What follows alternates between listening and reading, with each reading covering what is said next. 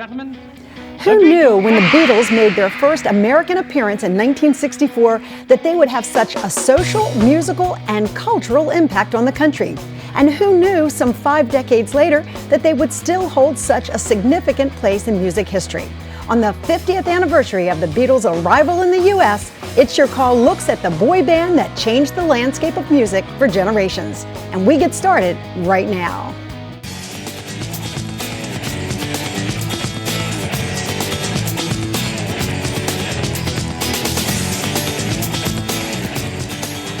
It's Your Call is continuing our series of retrospective programming, looking at events that happened 50 years ago that continue to influence us today. Our focus this hour, the arrival of the British boy band known as the Beatles. Hello everyone, I'm Len Doyle. It's great to have you along. As you know, as a baby boomer, we have experienced the best and the worst of the last 50 years. We've experienced events that shaped the future of our country. There was the I Have a Dream speech by Dr. Martin Luther King. Then there was the assassination of President John F. Kennedy. Later, the passage of the Civil Rights Act and desegregation of schools with the landmark Brown versus Board of Education case.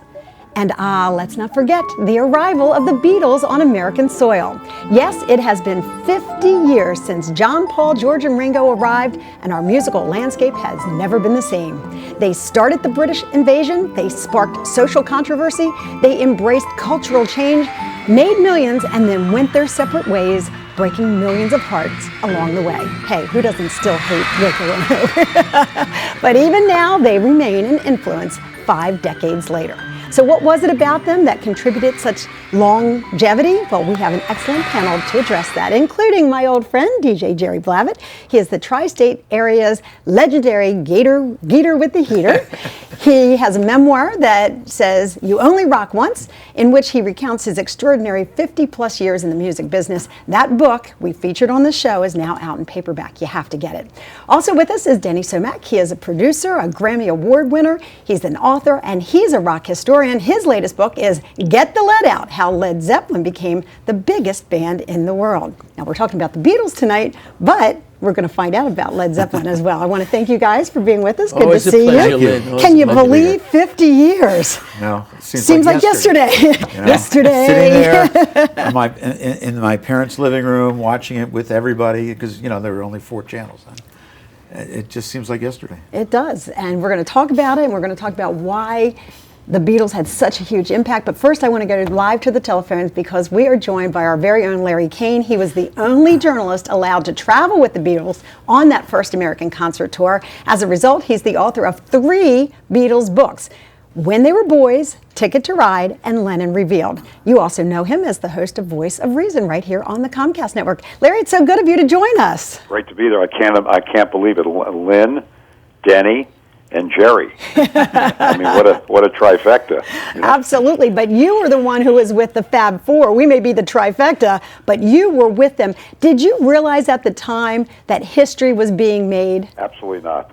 I wish I did. I wish I had that kind of crystal ball. But at the time, my father left me, bid me farewell to go on the tour with them. And the first thing he said to me was, "Watch your back, man. They're a menace to society." All the adults thought that they were out of control. Their hair, they treated them with great disdain. And what I saw in person, and I'll just give it to you straight on, mostly girls, pulling out their hair, screaming in a guttural scream like you've never believed, staring at them so much that tears would flow down their eyes. Got letters later from a lot of those kids who said, Mr. Kane, will you tell Ringo Starr to meet me, please, at the Chicago Merchandise Mart at noon on September 17th. Destiny is our calling. It was that was the original thing. When you were a toddler, you were really not quite old enough to really see that, but that was the original thing where they were basically adored. The adoration transitioned within weeks and months and maybe years to appreciation of this extraordinary music and what the music had accomplished. And finally, the third phase of Beatlemania. First phase was the insanity, what I call the fantasia. The second phase was the appreciation of the music, and the third was the eternity of their music that continues now. And Brian Epstein said to me, Lynn, on the Beatle tour in 1964. He said, "Larry, the Beatles will be listened to by the children of the 21st century." And I thought he was smoking something. And of course, that turned out to be true because it really, truly was the first group that went kind of intergenerational, where, like, as you said, the parents and the kids listened to it, and now the grandkids are listening to them. Absolutely. All right. Larry, great to have you with us. Thank you so much. Thank you for sharing your perspective. See you guys soon. Take care. Okay, let's bring our other guest in here. Jer, you were kind of chuckling because while Larry was saying that, people were just adoring the Beatles, particularly female fans, you weren't, right from the very beginning, sold on being a fan of the Beatles. Well, it's very funny because it was about rhythm and blues, about love, and about rock and roll. It was about My Girl by The Temptations, Would I Love You by Smokey Robinson, Twist and Shout by the Isley Brothers, Sherry by the Four Seasons. So when the Beatles hit, to me and for my audience, it was bubblegum. She loves you, yeah, yeah, yeah. Well, wait a second. I want to hold your hand. But I got to tell you, I can understand the impact that they had because it was something brand new that this country had never seen before. And it truly was the beginning of the English invasion. Right. And what happened with me is that, and it was sad at the beginning, Denny, which you'll realize, so many of the great American artists, because of the Beatles and the English invasion, got no airplay. Radio back in the day was formatted 40 records. So consequently, it was Herman's Hermits, it was the Beatles, Dave Clark 5, Freddie Mann and the Manfred Mann, and to me, man, this was not rock and roll. And yet, it was the fact that they were something different that gave them the appeal. Yeah, it's like you said a minute ago. The Beatles were the first group to become cross-generational. Mm-hmm. It didn't happen for Elvis. It didn't happen for Sinatra. It did happen for the Beatles. So well, they were European. It was something that, we never saw anything like this. I mean, back in the day, you had Cashbox and Billboard, which gave you the songs that were happening in London, happening all over. This group came into this country, whoa, first time. So was it the music that impressed the fans, or was it the fact that it was John, Paul, George, and Ringo, that they had a different look, that they didn't have the Elvis Presley look, they didn't have the Isley Brothers look, like they didn't have Motown look, obviously, but was it their appearance that was appealing, and then we caught on to the music, or vice versa? I think it was also the fact they were self-contained for the first time, because even Elvis and Sinatra had to have someone write the songs, someone arrange, someone to hire the orchestra. The Beatles wrote most of their music, they arranged it, they played their own instruments. But you think those 14-year-old girls knew that, or did they just see those haircuts and say, these boy, they don't look like my brothers or any of the boys in my school? These kids were cute. I mean, they were really cute. I mean, they were young. And let me tell you something, the older teens were not into them as much as the young kids were. Right. And this is also interesting, Denny. Dick Clark played one of their records on Rate the Record, and it bombed. The kids voted for something else. It's funny. I look at these pictures and I think, the same thing you said before, Denny. You're looking at the pictures with the long hair, that kind of the bowl cut, which younger people watching today would never, ever think that was controversial. But oh my gosh, my father said the same thing. Look at that long hair. Look at these hoodlums. I mean, he thought for sure that they were a terrible influence just because they looked different from what the style was at the time. Right. We grew up with Johnny Unitas, It's like yeah, you're right. You're right, because the kids back then were wearing the Ivy League pants, short haircuts, man. They were the hippies, the jives, the Amazons, the Coyotes. These kids came in like Beatles. What is this? And right. You have to remember something else, too, which people don't really realize, but we're celebrating the 50th anniversary of the Beatles in America. The 50th anniversary of the Beatles was really in '62. So by the time they got here, they already had 2 albums out, 4 hit singles, had what Malcolm Gladwell calls the 10,000 hour, because they played all those nights in Hamburg. They were really, really well polished by the time they got here. They were not, so they knew how to handle themselves, which is why they looked so good on the Sullivan Show, because they could have blown it. And of course, the Sullivan Show at the time was the make or break, right? Yeah. It was. Look, remember when Elvis was on there? I mean, but also, Lynn, and I think you'll agree, they had sharp management. Yes. Brian Epstein. Invented management. I mean, great management. And see, that's what happened in this country. Jimmy Soul, the guys that were doing rock and roll, the Chiffons, they were recording artists. they really didn't have management. What they did is they had the record company that was promoting for them. The Beatles were on target with Brian Epstein. Okay, Terry's on that absolutely note, right. They had guidance. And again, by the time Brian Epstein came over, he'd already had 2 years of experience. He was making it up as he went along. Nobody had ever done it before. okay, well, on that note, we have to take a quick break, but we want to invite our viewers to be part of the conversation. I know that there are Beatles fans out there. We want to know what you remember about their arrival and their musical impact. We want to know if you were a fan or if you thought that they were just a passing fad. They were never going to last. Well, they did last for more than 50 years. Can you believe it? Tell me your favorite Beatles memory. You can email me directly at lynn@lynndoyle.net. You can also find us on Facebook or follow me on Twitter. I'm at Lynn Doyle TV. We'll be right back.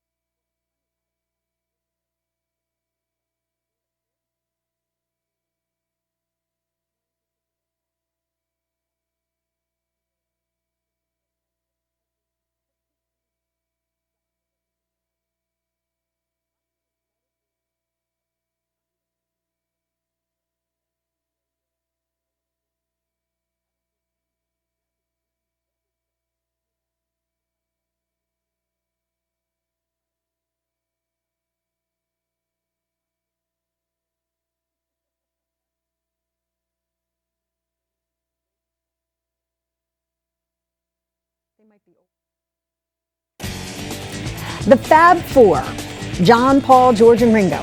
The Beatles, however you referred to them or however you knew them, they certainly made an impact on America from the time they first touched down in February 1964, which was 50 years ago, until today. That's why we're talking about them on this anniversary of sorts. If you want to join in, we'd love to hear from you. Welcome back, everyone. I'm Lynn Doyle. This is It's Your Call. And in the last couple of months, we've been looking at anniversaries, 50 years or so, of things that have shaped America. And one of them is the arrival of the Beatles. We're talking about it. We're giving you a chance to join in and tell us what you think. I want to know in this next segment what your favorite Beatles song ever was, if you can pick one. I'm at lynn@lynndoyle.net. Now, before we took the break, we were talking about the impact that they had when they first arrived. Jerry calls that era bubblegum music. He wasn't a fan at the beginning. And not only were you not a fan, but certainly other artists in America didn't appreciate it because they dominated airplay They got at the knocked time. out of the box. There were so many great American artists that had one hit, had great songs that were follow-ups, but because radio was playing English, at one time the Beatles had on the charts. How many? They had the whole top 10. Every Top 10. single and the flip Seriously? side Yeah. in the second week of April 1964. Has that happened No. before or since? I Never. Never. Never. Never will either. I mean, Because there's nobody else that Nobody could else compare could do to that. them, I or mean- we just don't listen to and music that way like now. I said, remember, they had a backlog. By the time they got out of here, they had 2 albums. They were on VJ. How many Yeah. labels were they on, Oh, Jerry? that's the greatest. You know, there was a label in Philadelphia called Cameo Parkway that could have had the entire catalog. Bernie Lowe said this group will never make it. VJ out of Chicago, Abner picked up one song, okay, and Swan out of Philadelphia, right. Bernie Bennett picked up. And Capitol, am I correct in saying this? Capitol did not, EMI did not want to put out songs No, first, right? did not want to put it out. Amazing. That's how the little guys in the States got it. but it didn't last too long. So at the beginning, there were some who thought that they might be a one-hit wonder or might have been like a fad, as I said, as we were Sure, going to of break. course.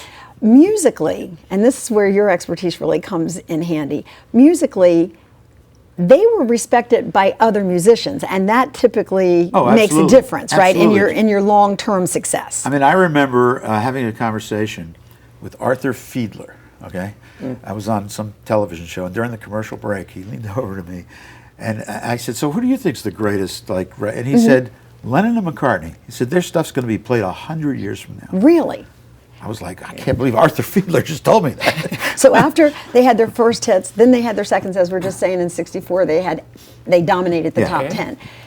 One hit after another after another. In the music industry, what were people saying? What were they thinking? We know what the fans were doing. They were buying and they were listening and going wild. You know, it's interesting because I said earlier that it was bubblegum at the beginning. And I bet if you check how many people are going to call you and say their favorite song was She Loves You, Yeah, Yeah, or I Want to Hold Your Hands, I don't think you're going to say that. I think the later songs, Yeah. Imagination. From Revolver on, That Rubber boy, Soul. you know. Yeah. Hey Jude. Right, yeah, you know, Let It Be. You know, I think they then became very terrific as far as writing songs, and that's when I said, yeah, okay, I could mix this with My Girl or Would I Love You. You know, Imagine. Imagine there's no great lyric. As a matter of fact, there was a group called the Capris that re-recorded it. They had a song called There's a Moon Out Tonight. Great harmony version of that. I have to say, I asked the question on my Facebook page about favorite Beatles song ever, and we are going to share some of your responses later in the show. But just looking, because the results are coming in like this, you're right, it's songs like Let It Be and Hey Jude, not necessarily The early ones. bubblegum. Yeah, although I Want to Hold Your